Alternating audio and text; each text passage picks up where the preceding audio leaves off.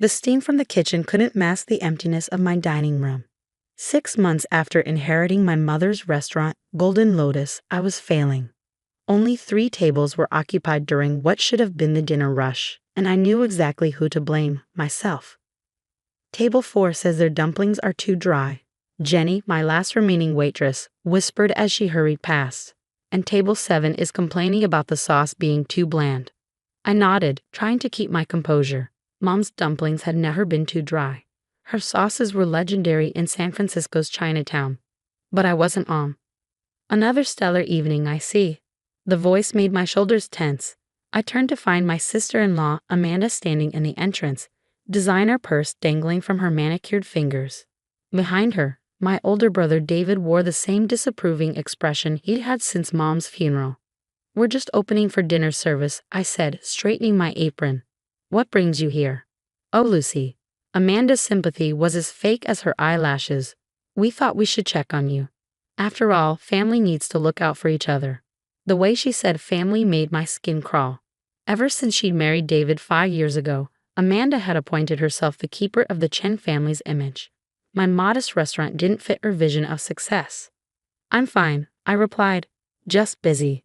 David snorted, looking around the nearly empty dining room. "Yes, I can see how overwhelmed you are with customers." They followed me as I moved through the restaurant, Amanda's heels clicking on the worn wooden floors Mom had loved so much. Every step felt like an invasion. "The paint is peeling," Amanda noted, running a finger along the wall. "And these decorations, they're so dated. When was the last time you updated anything?"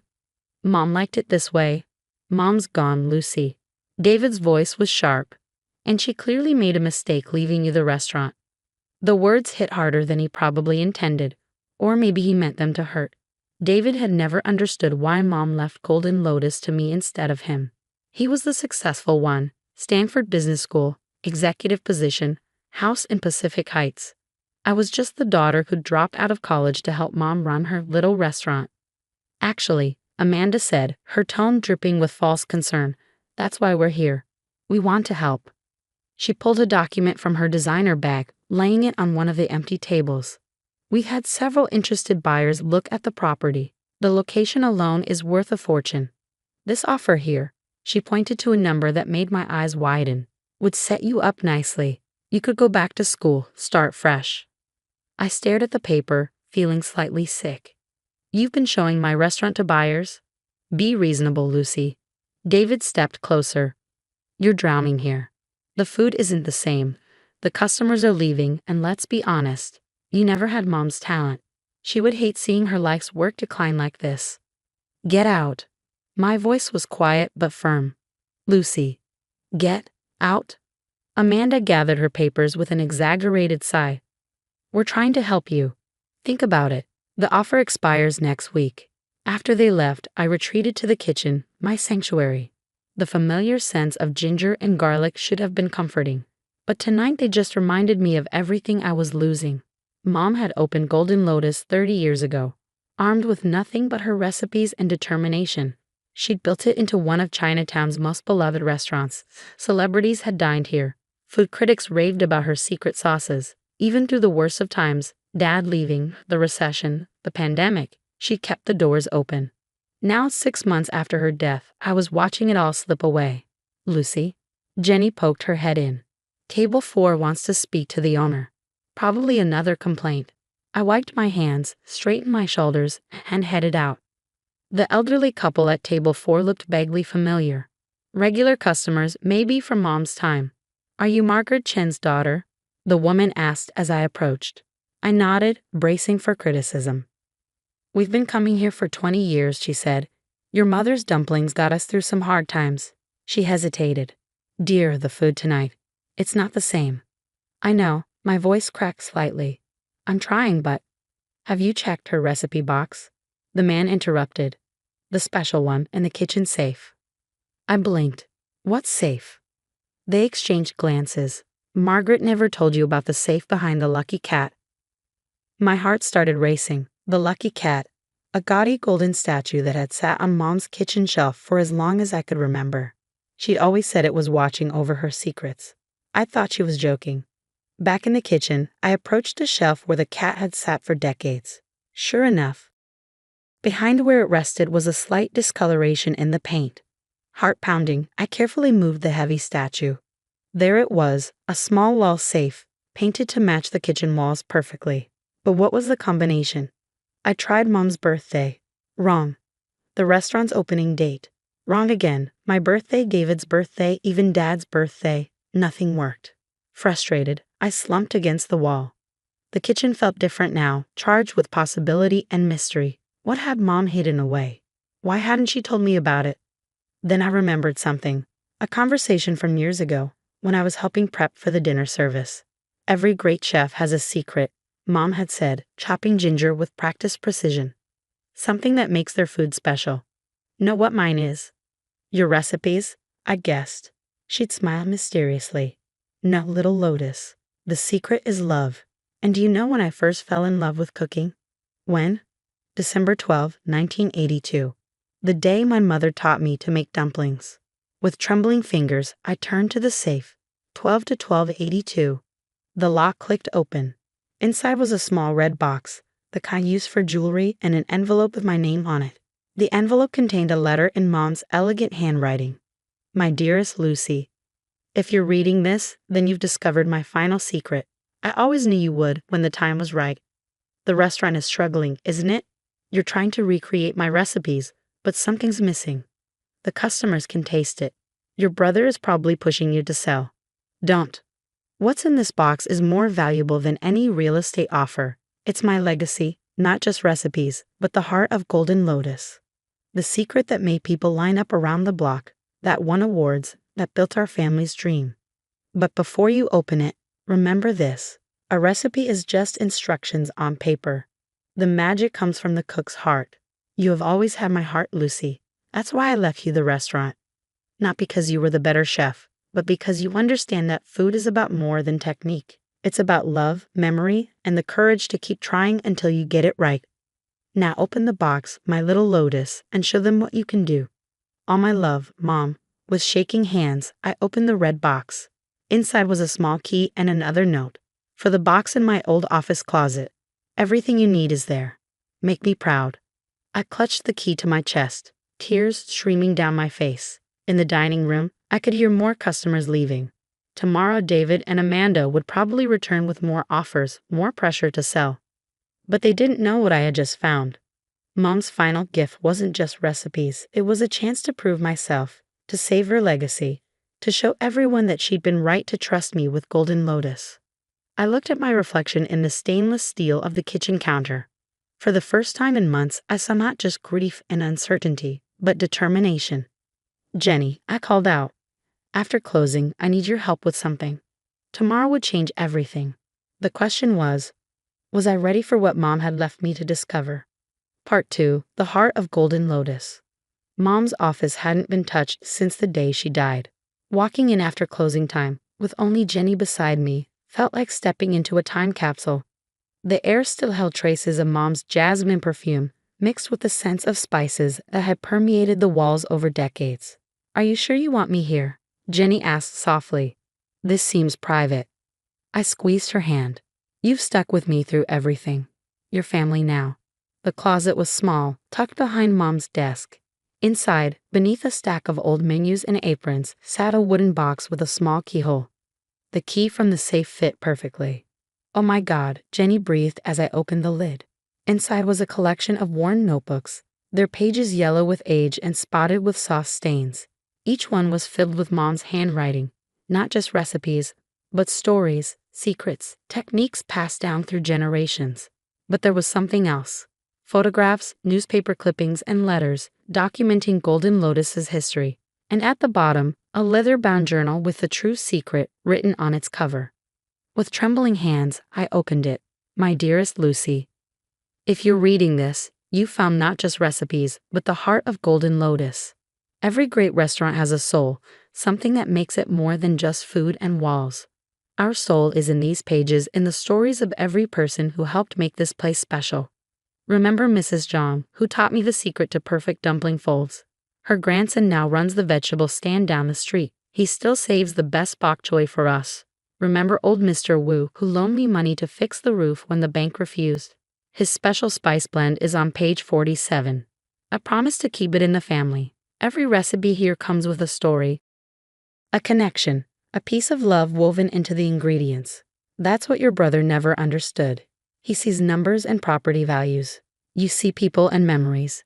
Now it's your turn to add to these pages, to make these recipes your own, to build on our legacy. With all my love, Mom. P.S. Check page 93. That's where the real magic begins.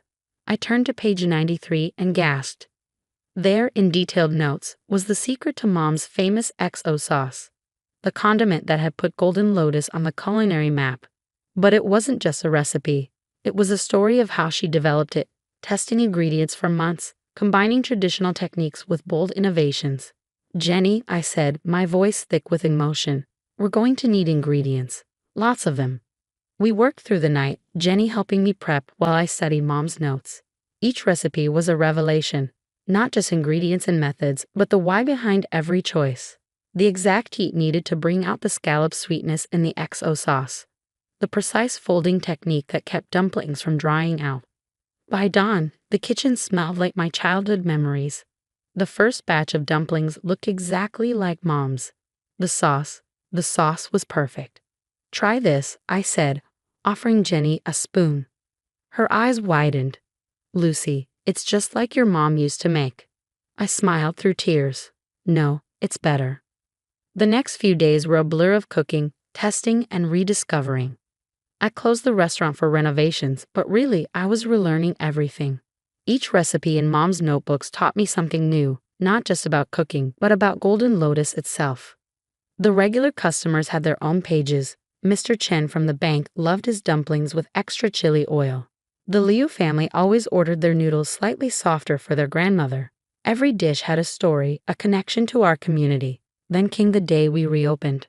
I'd sent invitations to all our old regulars, including the elderly couple who told me about the safe. David and Amanda received one too, not out of spite, but because Mom would have wanted it. The dining room was full for the first time in months. I kept the worn wooden floors, the faded decorations, but added small touches. Fresh flowers, new tablecloths, subtle changes that respected tradition while embracing the future. The first dishes went out, then the second. The dining room grew quiet except for the sounds of eating and soft exclamations of pleasure. Just like Margaret used to make. No, even better. The sauce, it's perfect. David and Amanda arrived late, dressed like they were attending a funeral rather than a dinner. They sat at Mom's old favorite table, ordering with barely concealed disdain. I served them myself, Mom's special dumplings, noodles in XO sauce, and her secret braised pork. What is this? Amanda demanded after one bite, her carefully maintained composure cracking. This isn't. How did you? David was silent, staring at his plate. I saw him blink rapidly and realized he was fighting tears. It tastes like Mom's, he whispered. No, I said gently. It tastes like love. That was always her secret ingredient. I placed Mom's journal on their table, open to a specific page. There, among the recipes and notes, was a letter addressed to David. My precious son, if you're reading this, then Lucy has found my notebooks and understood their true meaning. You may think I chose her over you, but that's not true. I chose the right person to carry on, not just the restaurant, but its heart. You have your own gifts, my boy. Your drive, your intelligence, they've taken you far. But Lucy has something special. She understands that Golden Lotus isn't just a business. It's a family, a community, a legacy of love. Support her, David. She'll need your business sense sometimes, just as you might need her reminder that success isn't always measured in dollars. You are both my children, and I love you both. Different gifts, different paths, but the same heart. Love, Mom. I left them reading, returning to the kitchen where tickets were piling up. Through the service window, I watched David wipe his eyes, then slowly taste each dish again, this time with real attention. After closing, he found me in the kitchen. Lucy, he stopped, looking around at the space where we'd grown up watching Mom cook. I'm sorry, I thought I knew better. I know, I touched his arm gently. Want to learn how to make the dumplings? Mom left instructions for both of us. He managed a small smile. Maybe next time, but I do have some ideas about expanding the business. If you're interested. Expanding? Golden Lotus sauces. Packaged for retail. Your recipes, my business connections. Mom would have loved it. I thought about the notebooks, full of family secrets and community connections. Let me think about it. Whatever we do, we have to do it right. For Mom. In the months that followed, Golden Lotus flourished. Not just survived, but truly thrived. The dining room was full every night, now with a mix of old regulars and new faces. We started a cooking class on Sundays, sharing some of Mom's simpler recipes with the community. David and I eventually did launch the sauce business, but we did it carefully, maintaining the quality Mom would have demanded. Amanda learned to make dumplings, though she complained about the flour under her manicured nails. The lucky cat still sits on its shelf in the kitchen, guarding its secrets. The safe behind it is empty now, its treasure distributed through the notebooks I use every day, adding my own notes alongside Mom's. Last week, a food critic from the Chronicle came in. His review made me cry. Golden Lotus has managed the impossible, honoring a beloved legacy while creating something new and vibrant. The classic dishes taste exactly as I remember from Margaret Chen's day, yet somehow even better. Her daughter Lucy has discovered what every great chef knows, that the secret ingredient in memorable food isn't in any recipe, it's in the heart of the person cooking it. Mom would have loved that review. Not for the praise, but for the understanding. Every night before service, I touch the lucky cat for good fortune, just like Mom used to do. Sometimes, in the quiet moments before the dinner rush, I swear I can feel her presence in the steam rising from the woks, in the rhythm of chopping vegetables, in the laughter of guests enjoying their meals. The recipes she left weren't just about food. They were about legacy, family, and the courage to believe in yourself. Every dish we serve carries a piece of that legacy, a blend of tradition and innovation, of memory and possibility. David stops by most Sundays now, sometimes rolling up his sleeves to help in the kitchen. He's not very good at dumpling folding yet, but he's learning. More importantly, he's understanding what Mom knew all along, that true success isn't measured in profit margins, but in the smiles of satisfied customers and the warmth of family working together. As for me, I've started my own notebook, adding new recipes alongside Mom's classics. Someday, I'll pass these books on to the next generation, along with the most important lesson Mom taught us, that the greatest achievements come not from proving others wrong, but from proving yourself right. The lucky cat watches over it all, guarding not just recipes now, but the true heart of Golden Lotus, a legacy of love, served one dish at a time.